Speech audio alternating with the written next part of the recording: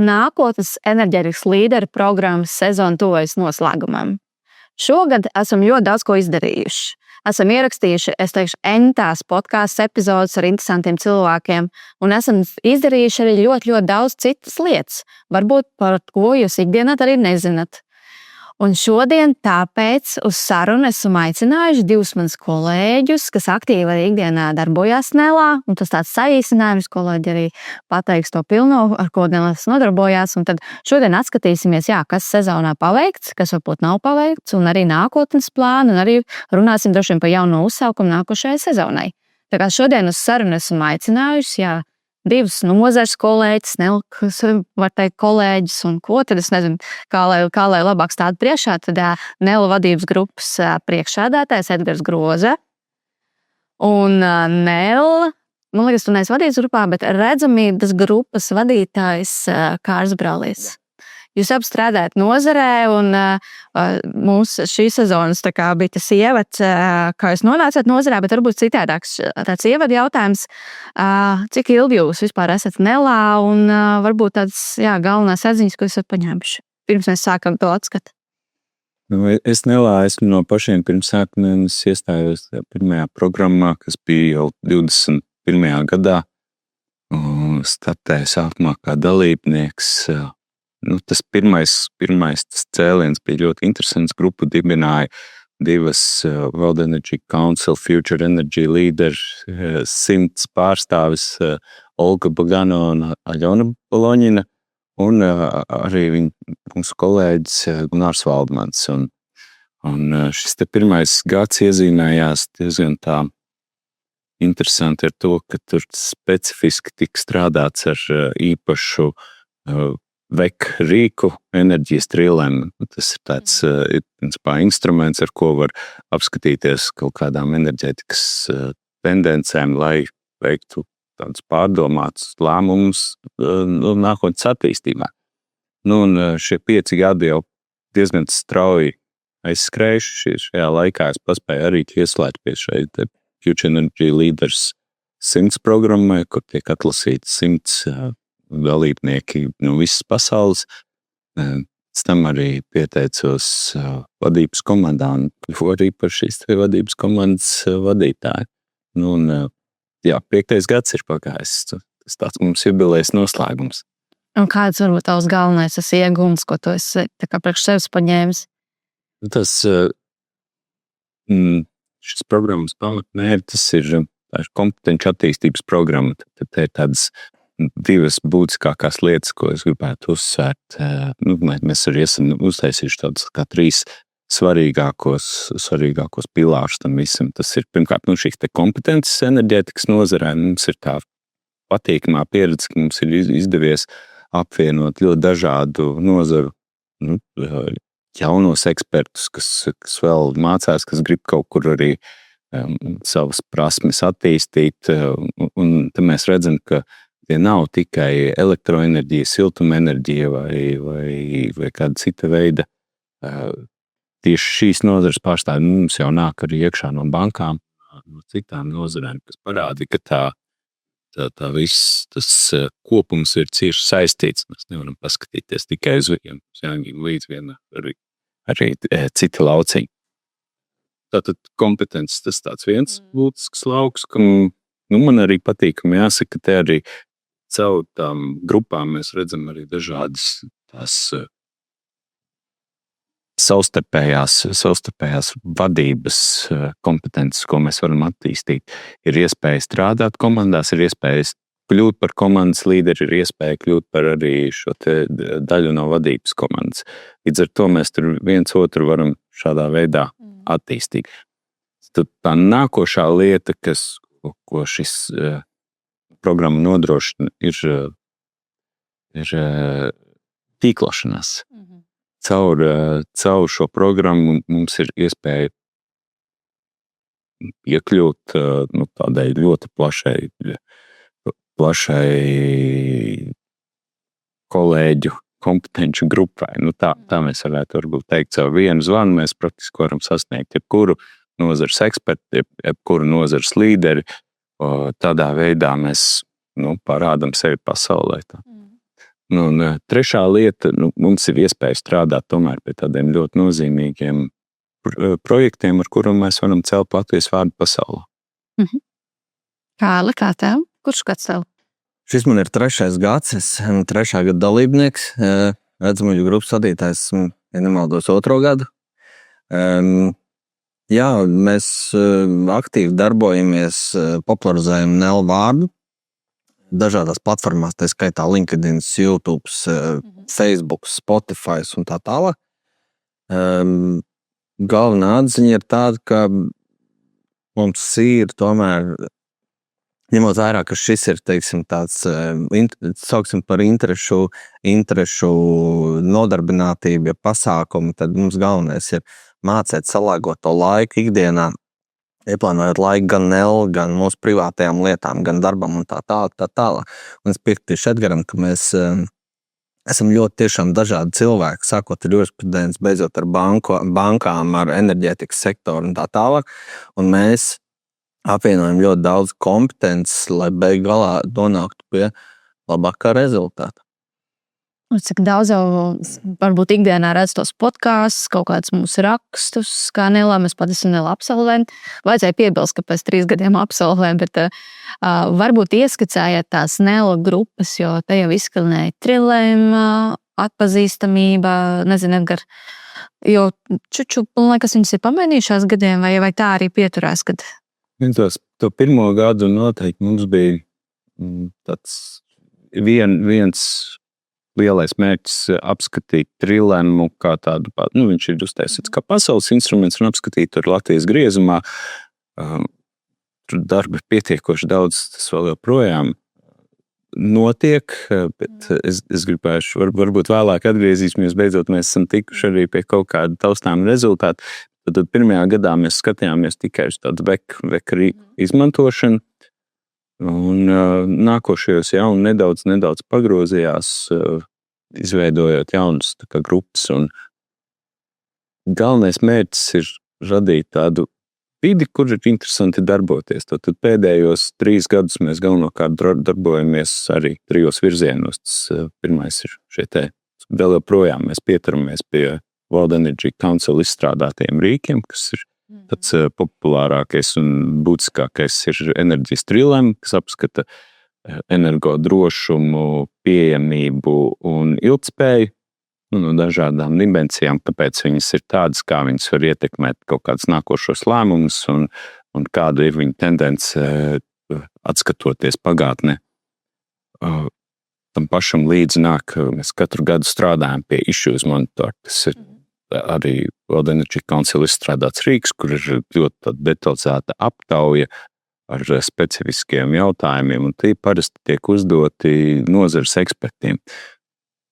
Ir nedaudz jālepojas ar to, ka Latvijā mēs esam spējuši jau, nezinu, kuro gadu pēc kārtas nodrošināt tik lielu to respondentu skaitu, lai mēs dabūtu arī atsevišķu to vērtējumu par Latviju tieši, un arī mūsu kolēģi Roberts Grants tad arī izmantojot viņu metodiku spējas analizēt tos rezultātus un arī sniegt tādus galvenos secinājumus, ko mēs redzam no respondentu atbildēm, kāpēc mēs saskatām kādu problēmu kā būtiskāko enerģētikā, kā tas var ietekmēt nākotni, kāpēc tas ir vispār radies un tā tālāk. Tad šī viena grupa skatās uz to vekrīku darbību.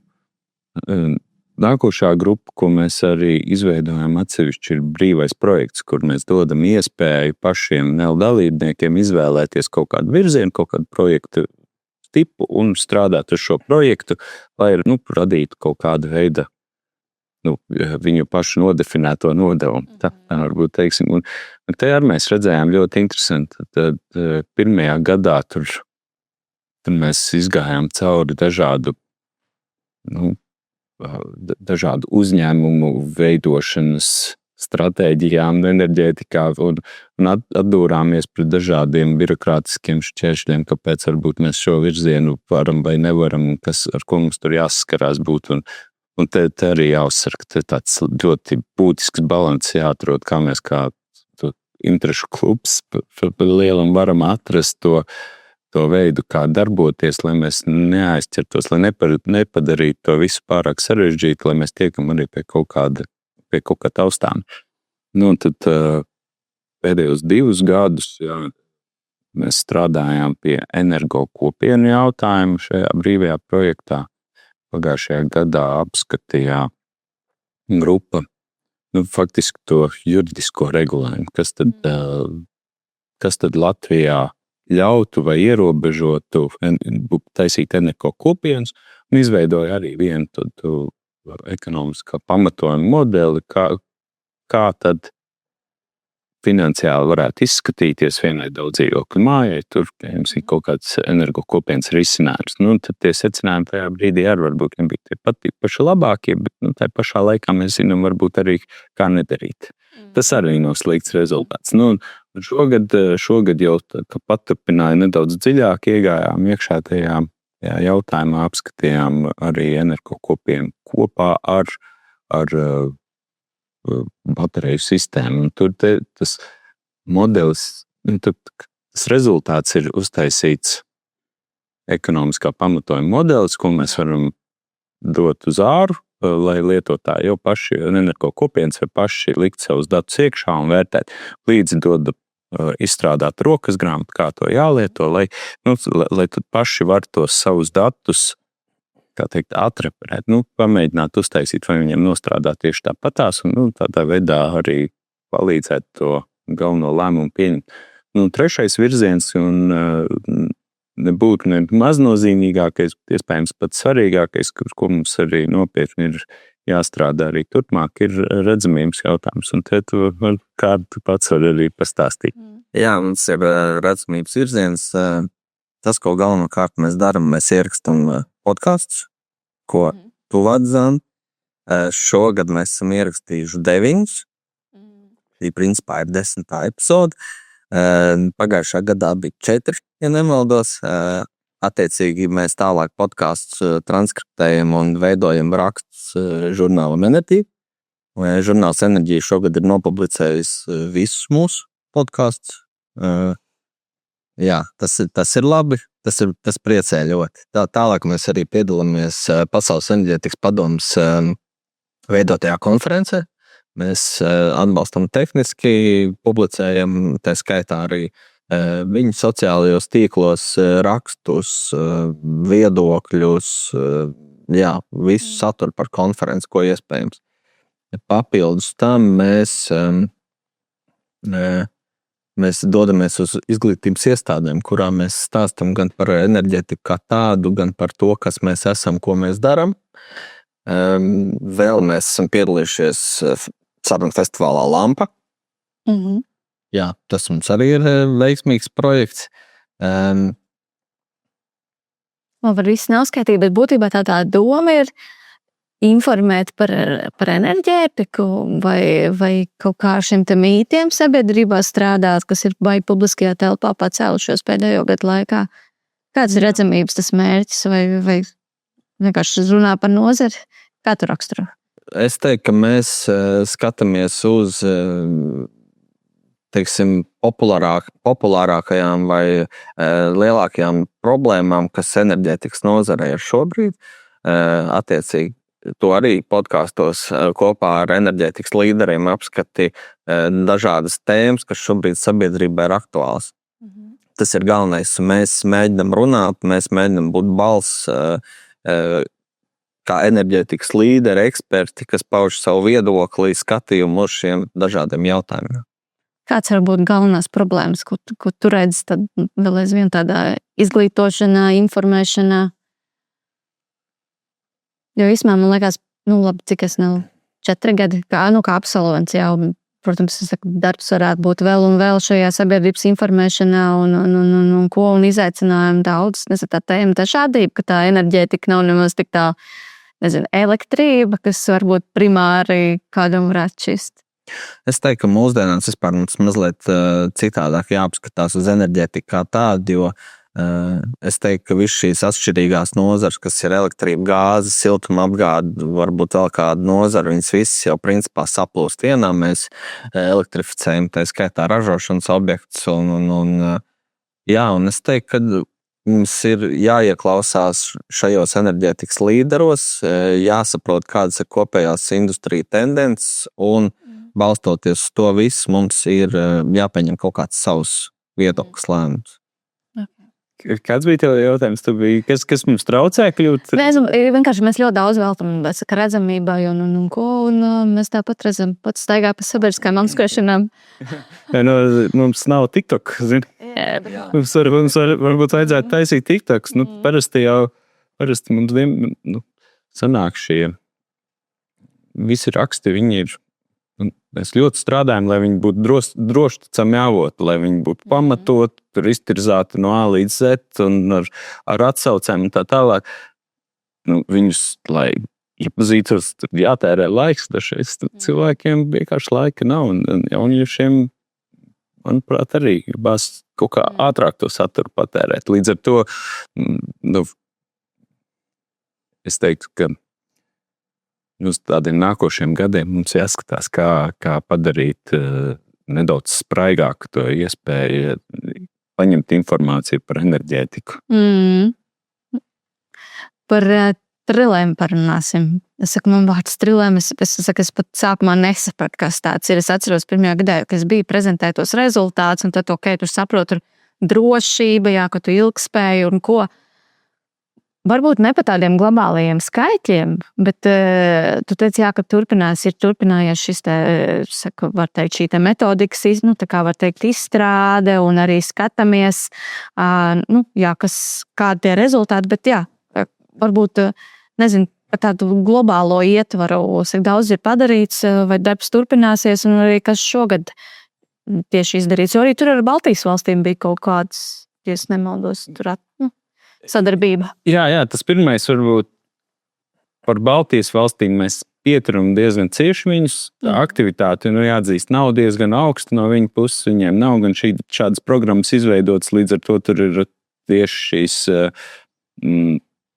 PEP Nacionālās komitejas darbinieki, kurus mēs varam iesaistīt. Viņiem nav specifisku dalībnieku, kurus tur varētu tieši kaut kāda jautājuma iztirzāšanā ievilkt.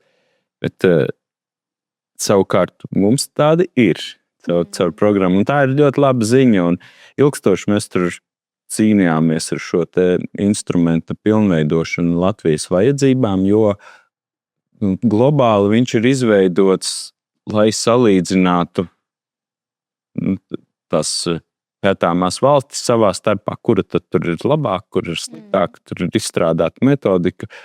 Un pēc tās arī tiek strādāt. Šī metodika īsti nav tā izvelkama pilnībā ārpus tā rāmja, un tad ar vienu valsti tur apskatāmies. Līdz ar to mēs pielāgojām šo visu tā, lai mēs arī Latvijai varētu noteikt. Un tas bija tas lielākais darbs iepriekšējos gados - atrast, identificēt tos jautājumus, kuri nav, pieņemsim, jums vajadzīgi.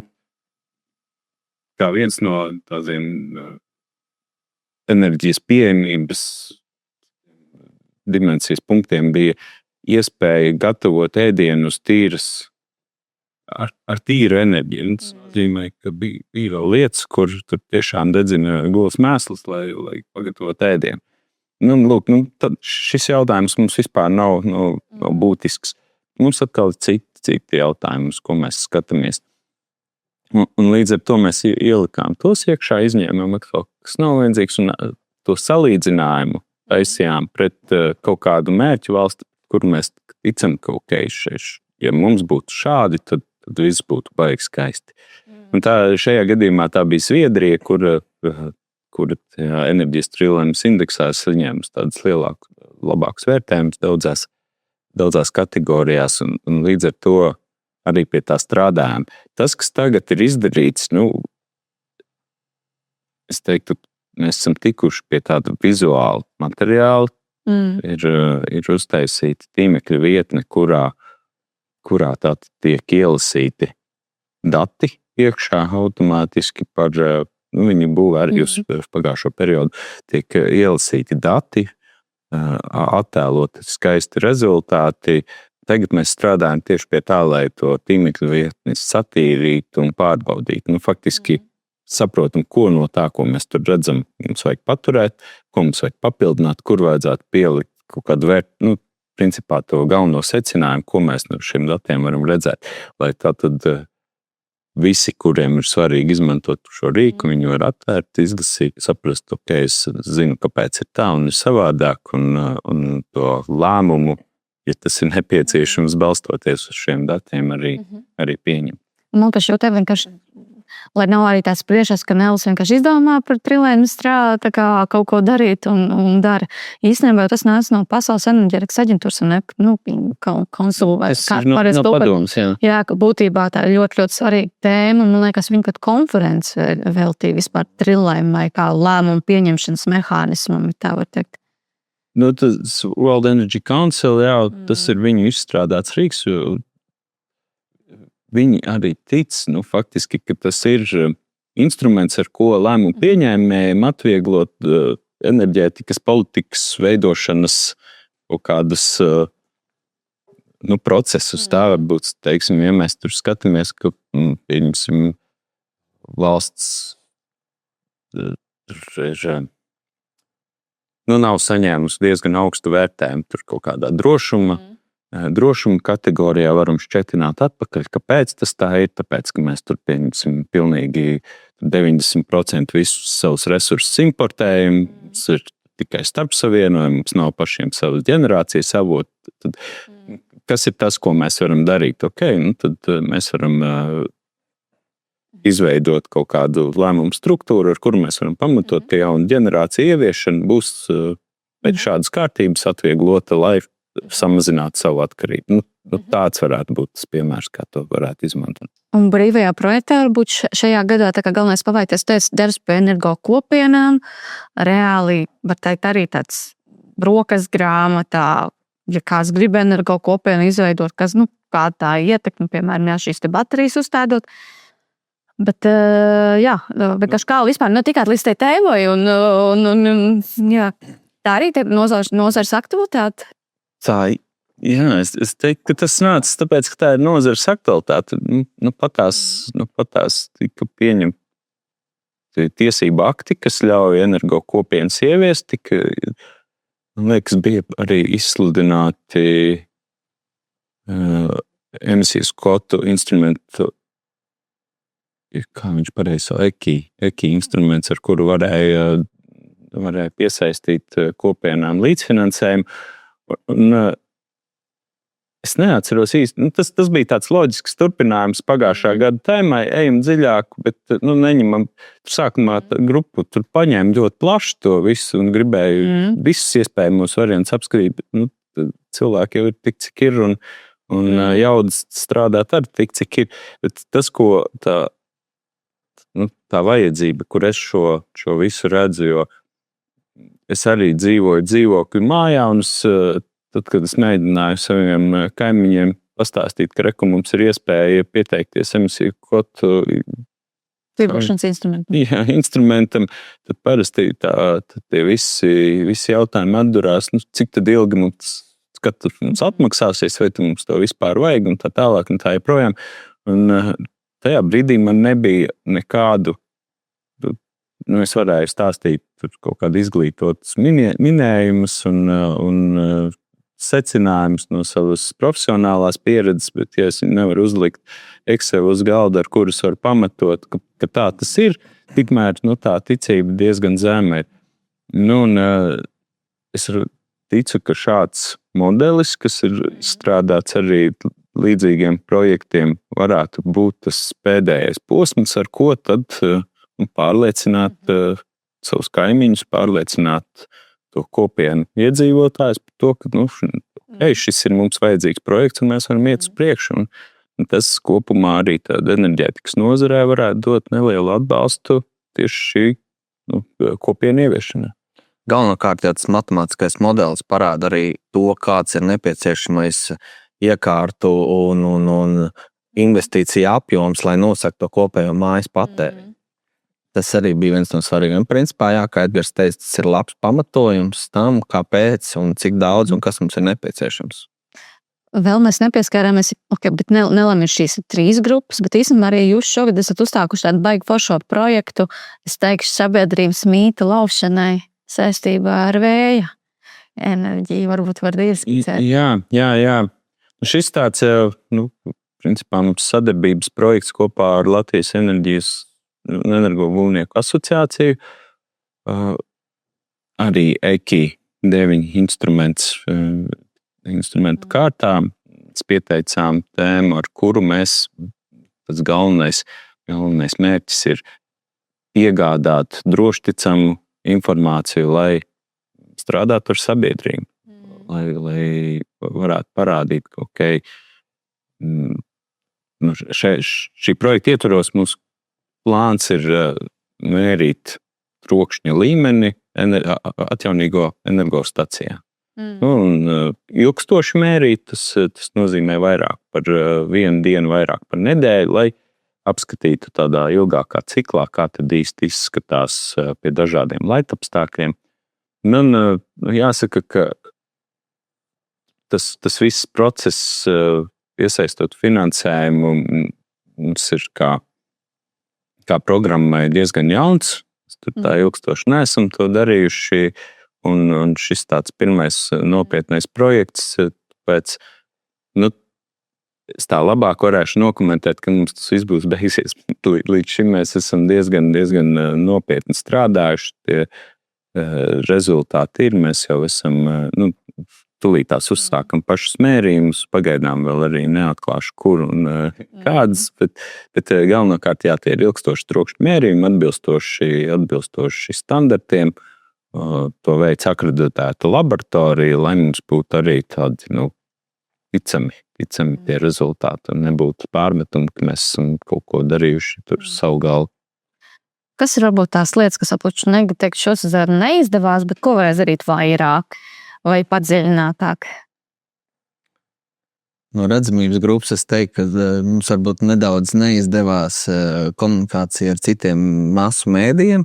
Mēs esam publicējuši žurnālā Enerģija, kas ir veikts žurnāls. Tā skaitā mēs esam mēģinājuši dibināt kontaktus ar pārējiem mēdījiem un izdevumiem, laikrakstiem, kur arī popularizēt NEL un tā skaitā enerģētikas nozari. Tas es teiktu. Mazliet mums neizdevās Lampas festivāla jautājums. Mēs gan pēdējā vilcienā ielicām, bet tur es teiktu, ka tas mums tāds jautājums. Bet tas, kas mums izdevās un ko mums vēl vajag turpināt, mums potenciāli plānojas projekts saistībā ar vienu no Eiropas Savienības vēstniecībām. Saistībā ar enerģētiku. To es, kā Edgars teica, mazliet arī pieturēšu pie sevis un uzreiz neizpaudīšu, bet mums plānojas sadarbības projekti, kuru mēs kā enerģētikas līderi arī varēsim piedalīties un atbalstīt. Jā. Šitais bija vispār kā līdz tam. Tas bija 11 to projektu, bet kā līdz tam projektam aizgāja, tas arī ļoti interesants. Mēs meklējām partnerus, ar ko startēt Lampā, un mūsu kolēģi tur aptuveni strādāja tā, lai visu laukumu notvert. Un, ja mēs tādā veidā varam tam potenciālo sadarbību nākotnē atvērt, šis bija ļoti tāds labs piemērs, ar kuru startēt. Un skatīsimies uz priekšu, man liekas, nākošajiem gadiem šeit ir potenciāls. Tad jāsako vienkārši līdz mūsu aktivitātēm. Tas, ko vēl mēs varētu intensīvāk darīt, ir apmeklēt izglītības iestādes, kurās tā skaitā arī popularizē enerģētikas nozari kā tādu. Un vēl bija plāns, bet iespējams izdosies izveidot iekšējo līderu tīklu, kas ir visi absolventi, lai mēs turpinam uzturēt kontaktu, un mēs visi enerģētikas līderi, esošie un bijušie, principā joprojām esošie, uzturam to komunikāciju un kontaktu kā tādu. Un ka šī daudz runā par to komunikāciju, kāpēc ir svarīgi arī tiem NEL pārstāvjiem runāt? Mēs varam būt tā ietekmes sabiedrībā? Un tas būtu arī tas iemesls iestāties NEL, kad ka to ar savu to balzi var tikt sadzirdēts?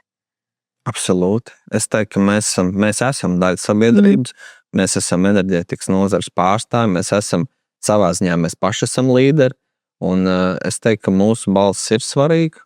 Mēs esam kā jauna elpa, kā jauna dvēsma industrijā, un es teiktu, ka mēs esam tie, kas veido arī enerģētikas nākotni. Un neesam populisti. Absolūti neesam. Man patīk, ka Edgars vienkārši teica, akreditēts laboratorijas, kas ir angliski tas database decision, uz datiem balstīts lēmums. Un mēs daudz arī podkāstos šogad esam par to runājuši, kad ir ļoti svarīgi tiešām tie avoti, no kuriem nāk informācija. Man liekas, ka Nels ir pierādījis arī šajos 5 gados, kad mēs esam ļoti, ļoti daudz, uz mums var paļauties. Un mēs neesam nekādam piesaistīti, un to droši vien aizmirsām pieminēt, kad nav kaut kāda konkrēta uzņēmuma pasūtīts viedoklis par ko, bet tiešām viss ir neatkarīgi un atklāti. Neesam nopirkti, kas Latvijā droši vien arī kaut kāds stereotips ir. Bet parunājam noslēgumā par nākošo uzsaukumu un vispār par nākošo periodu. Ieskicējāt jau kaut kāds nākotnes projekts, bet kāpēc cilvēkiem būtu svarīgi iestāties nezinu, kad būs gaidāms jaunais uzsaukums un tur arī konkurss, un vienkārši pastāstiet par to, un varbūt tāds nākošās prioritātes, ko jūs redzat, pie kā strādāsim. Mēs varbūt iesāksim, kā tā sakārtojot, kāpēc ir svarīgi pieteikties. Te varbūt jāuztais kaut kāda, negluži mantra, bet tāds tekstīņš, one-liners, kā populāri teikt. Ja tu gribi pilnveidot savas kompetences, satikt labus cilvēkus un darīt labas lietas Latvijai, piesakies Nel. Yes. Aptuveni šādi. Programma ir brīvprātīga. Tad mēs katrs tur veltam savu laiku, savu privāto laiku, un dažreiz izmantojam arī visus savus pieejamos resursus tam, bet te tiek dota iespēja savus enerģētikas zināšanas vai zināšanas par nozari paplašināt, papildināt, strādājot ar interesantiem cilvēkiem, strādājot ar nozares līderiem. Tas nav tikai mums ir jau podkāstu sadarbības, projektu sadarbības un vēl visādas citādas aktivitātes. Bieži mums sanāk aizbraukt arī uz dažādās uzņēmumu apskatēs, negluži ekskursijās, bet tādās tikšanās ar līderiem. Jā, tikšanās ar līderiem. Tā ir varbūt viena lieta, kas mums arī šogad mazāk izdevās un nākošais gads būtu jāaktualizē vairāk un jāskārto. Bet šeit faktiski ir tā iespēja, kā redzēt vairāk nekā ikdienā ir ierasts. Ko tu Kārli pieminēsi? Kāpēc iestāties Nel? Kāpēc iestāties Nel? Es teiktu, ka tā ir kaut kāda, kā Edgars arī teica, tas ir kaut kāds, teiksim, kā ieguldījums Latvijā. Tas ir būt atbildīgiem, tā skaitā īpaši tiem, kas vēlas saistīt savu karjeru ar enerģētikas nozari. Tā ir tīklošanās, tā ir tikšanās ar līderiem, tā ir savu kompetenci paaugstināšana, palielināšana, paplašināšana. Jo es iestājoties Nel nedomāju, ka es iegūšu tik daudz kompetences, tā skaitā par publikācijām, par dizainu, pat par dizainu. Es pat nevaru to visu noraksturot. Un es teiktu, ka pat katra tikšanās, kaut arī mums savstarpēji ar līderiem no dažādiem uzņēmumiem, es teiktu, katra no tām tikšanās reizēm iedod un palielina kaut kādu mūsu kompetenci. Un kad gaidāms mums nākošais uzsaukums? Rudenī?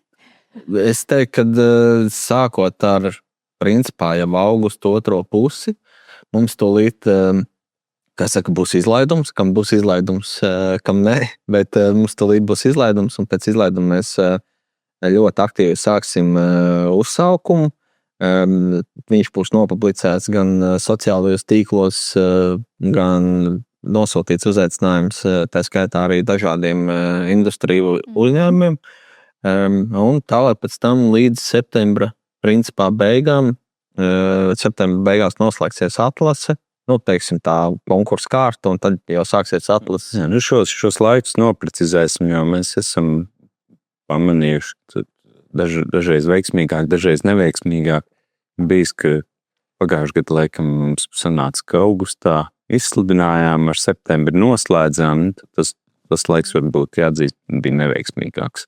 Tad jaunieši varbūt nebija gatavi uz septembri vēl pēdējos vasaras mēnešus veltīt, lai atrastu un izlemtu par dalību kādās programmās.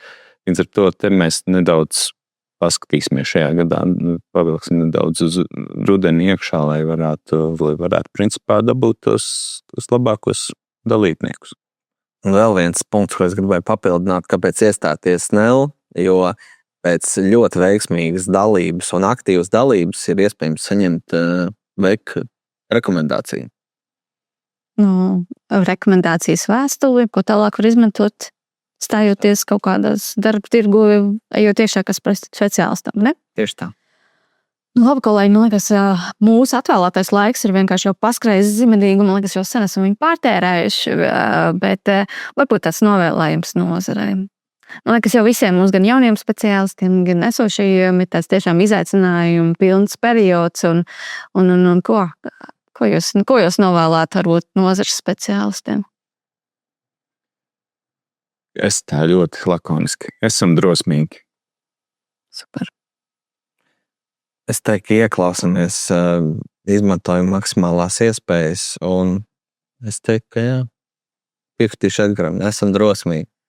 Esam drosmīgi un zinām, kā ir paldies gan jums, gan, man liekas, visiem klausītājiem, kas ir bijuši mums šajā te sezonā, un viss, kā es saku, maucam tālāk. Un zināt, kā ir paldies gan jums, gan, man liekas, visiem klausītājiem, kas ir bijuši mums šajā te sezonā, un viss.